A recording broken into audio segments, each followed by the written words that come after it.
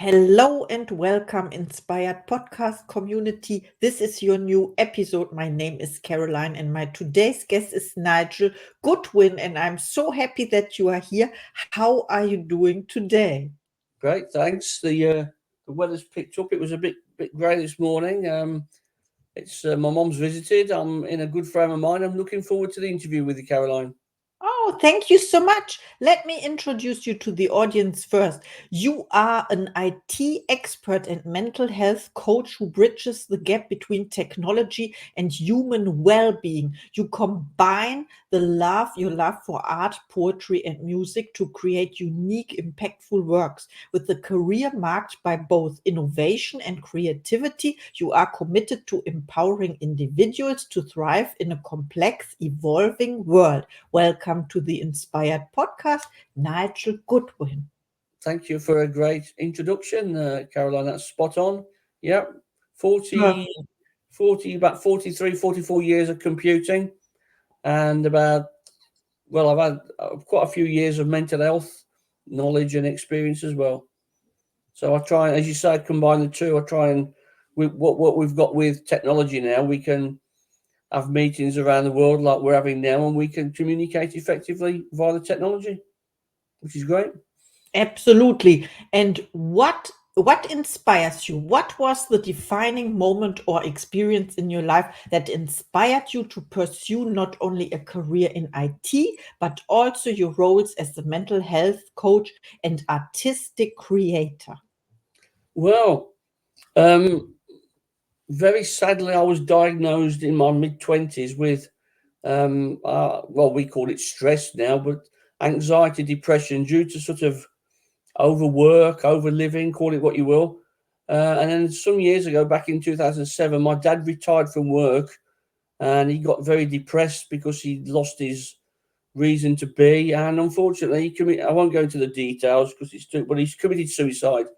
And I sort of decided from then on that I would want to try and help people not to do that.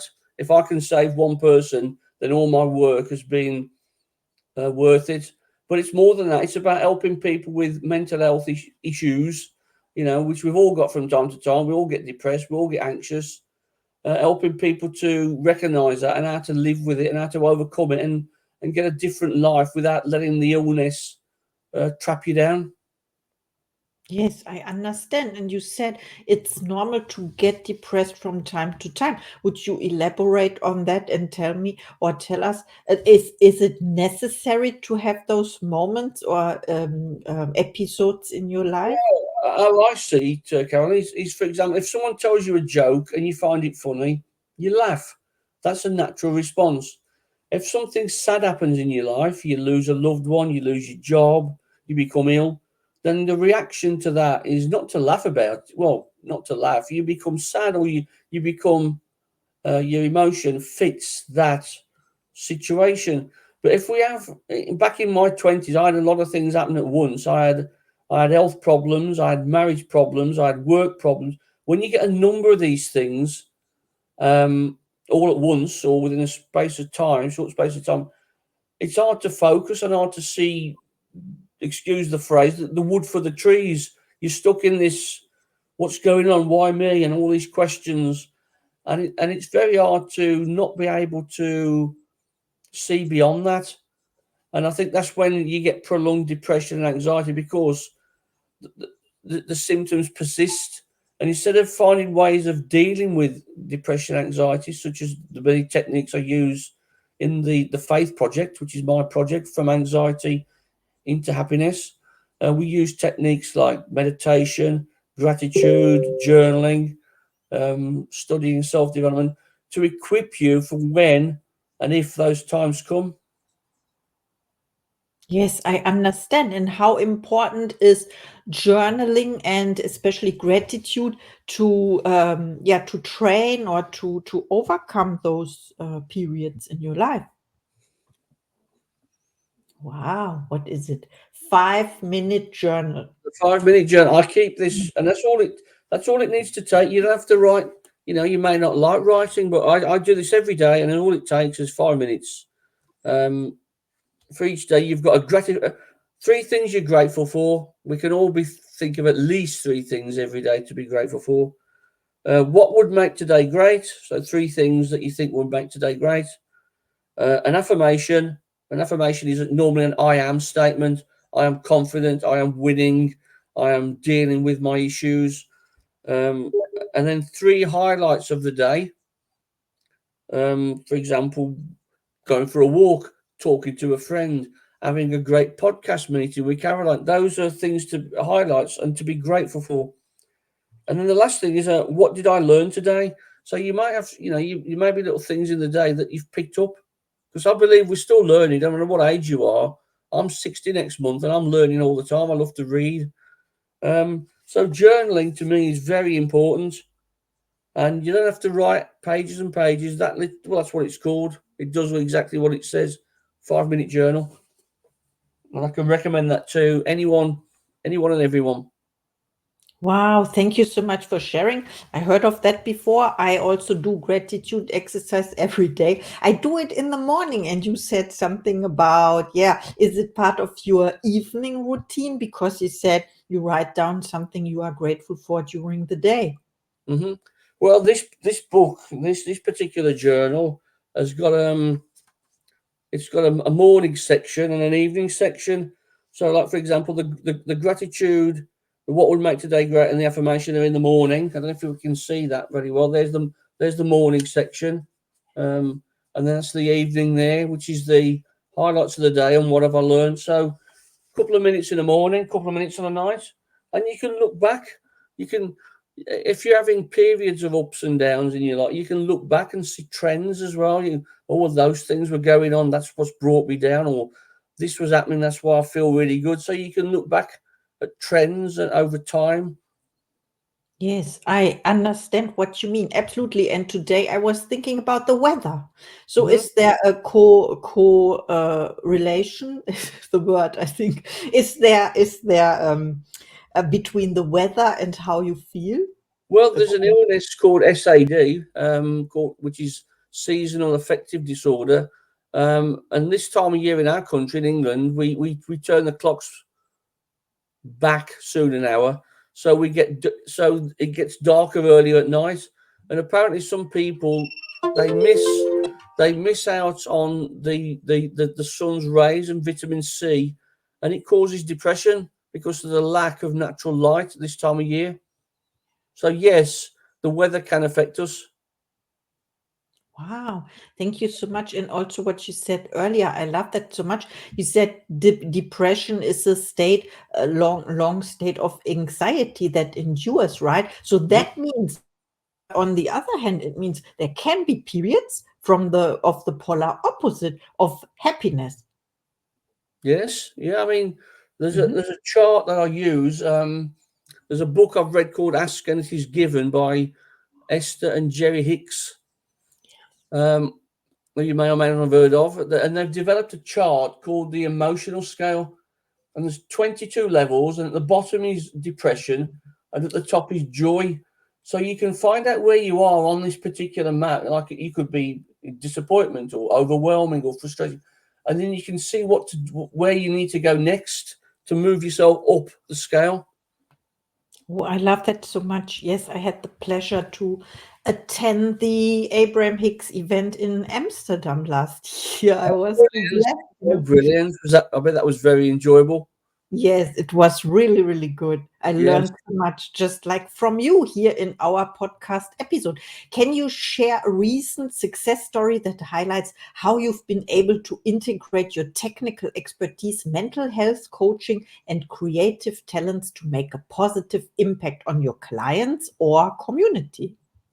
Well, well, let me think now. There's a group. On a meeting we have on a Wednesday evening called the Insight Hub 360, and it's an open. We meet for an hour online, and we talk about whatever subjects we want to talk about. So you may have something about might want to talk about quantum physics. You may want to talk about anxiety, and we have an open forum, and we discuss it, and we can help each other by like you might want to talk about the Abraham Hicks experience, and we can learn from that. So by sharing your knowledge and each of our knowledge, we can help others in that group. And that's just an example. Obviously, with my own, I've got a WhatsApp group for my own mental health for the Faith Project, and I post content in there and inspirational posts, affirmations to inspire the people within the group. Yes, I see. Is it like a mastermind group? The Insight Hub is, yes, I suppose you'd call it a mastermind group, really. Obviously, I presume you've read Napoleon Hill's famous book, Think and Grow Rich. Yes. Well, he talks about the mastermind concept in there, where you get similar-minded people together talking about and helping each other in that environment. Mhm. Synergy, yeah, the output of the group is greater than the sum of the parts, so we all get to learn and help each other in that particular mastermind group. Absolutely. I read it every day, Think and Grow Rich. Here at Be Connected, by the way, 1 page per day. I want to dive deep into that one. And I don't know if you know this, there's a special book called Mastermind, the Mastermind Principle by Napoleon Hill as well, I from the didn't know that. Napoleon Hill Foundation. I have to tell you this. It is, I don't know if you can see, it is called Mastermind Actually, Action. yeah. Yeah, it's good. So if you want to dive into that, I can highly recommend the work because it's still valid, right? There are success principles and we can apply them, of course, Well, every been day. in over the years. I mean, I've been into personal development now. The end of 2019, which is coming up to 5 years soon, and I can honestly say I have loved the journey. I've learned so much, and and also applied what I've learned. It's all right to learn and take it on board in there, but you have to put it out. You Yes, know, for example, this is one of my famous Bob Proctor. This is one of my famous go-to books that's by me all the time. If you can see that, okay, the ABCs of yes, Success by Bob Proctor, and it's yes, like a dictionary, an encyclopedia. So you've got an A to Z of different. There's only a couple of pages on each topic, and I can dip into that and refer to it and refresh my mind. And Bob Proctor, as you probably know, used to read. I mean, he's dead now, rest in peace, but he died a couple of years back. But he used to read Napoleon Hill's book, think about every day. He read it for about 50 or 60 years every day. Because he said, yes, if this guy's going to spend 20 or 30 years writing this book, I'm going to spend the rest of my life reading it. yes, I And love it. Mhm. it's like the Bible really of personal development. In my opinion. And I've Yes, read it a couple of times. I need to. There's a lot of information in, and you're reading it daily, which is really good because yes. there's a lot of information in that book. I want to understand it and I call it the business Bible, you know. Yes, yes. Like you said. Okay, let's have a look at our next question. Looking ahead, what are your goals for the future? Are there any new projects or initiatives you're excited to embark on that will further blend your diverse skills and passions?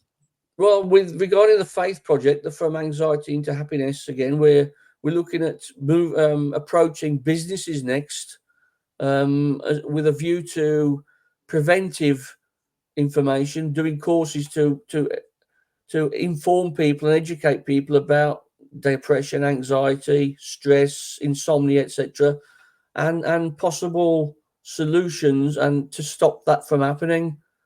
In the future, the long future, we want to expand the Faith Project so that it expands around the world, so we can help people worldwide, not just. Well, I can do that with the technology now, but I want my business to grow so there's more of me doing what I do, and so on. Expanding the business. Yes, I I understand and I I love also I got interested in art many years ago. I paint. I've been painting oils and art for about 20 years now, and I found that as a good release, as a good creative way of um, shifting from making my ideas and my thoughts, and also with poetry. And I use that as part of the Faith Project, just to do abstract painting, nothing too technical, to get people's emotions and ideas out.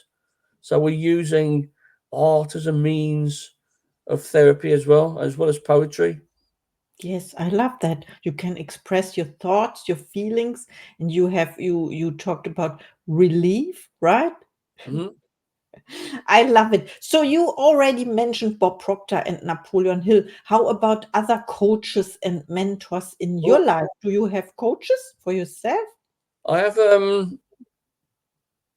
I have a coach who helps me with the business, with the faith business, on the marketing side of and so on, and the social media postings, etc., Facebook and Twitter, etc., LinkedIn. Um, I'm very Mhm. close friends with a very good friend who's in South Africa, Ruan, who we run the Insight Hub together. His name Ruan Kurtzia. He's a youngish guy, very intelligent, very humble. We're in a book club on a Monday. We're studying a book by Joe Dispenza at the moment, Dr. Joe Dispenza, who's Mhm. another man I like to read. It's called the Breaking the Habit of Being Yourself, and it's to do with a lot of this neuroscience and neuro physics about reprogramming the mind to get over your fears, your imposter syndromes, your anxieties, and that's another man I read. Who else? Sadhguru, the Indian mystic and yogi. I like to read his material. No, You know who the I Sadhguru? I have to look it up. Thank you so much for inspiring me. It's spelled Sadhguru. Sadhguru. Mhm. Okay. He's done a lot for the planet. He's done soil projects to help the soil in India. He's got a program called the Isha Engineering, Inner Engineering, to help again reprogram yourself and become the phrase at the moment, a better version of yourself. I don't like the word better because to say you're better than you implies you weren't so good. I think I like to say a different version of yourself. Yes, absolutely. Thank you so much for sharing. I understand. I appreciate all your inspiration today. And how can we find you? You mentioned LinkedIn. When people want to reach out to you, where can we find I'm you? Nigel Goodwin on Facebook. I'm on LinkedIn um, and Twitter. Yeah, Twitter as well. Okay, that's great. So please reach out to Nigel. He's amazing. He has information not many people have. That's right. And now is time for your last thoughts to the audience, please. Well, one of my last thoughts has to be is if you think you've got any kind of mental illness issue, whether you're getting sad, depressed, your sleep's not good, get in touch with someone. Don't let it build and don't let it, because I've done that in the early days, back when there was more stigma than there is now. Get in touch with someone, speak to a friend, speak to a good friend, a neighbor, your family. There's no shame, but talk to someone. My dad didn't talk to anyone, and the Hmm. consequences speak for themselves. Talk to someone. Oh, that's the best advice. Talk to someone. Yes, thank you so much for your message and for our interview today. Thank you very much for your time and for your a fantastic time. I've really enjoyed it. It's been great, Caroline. Thank you. Thank you and see you in the next episode.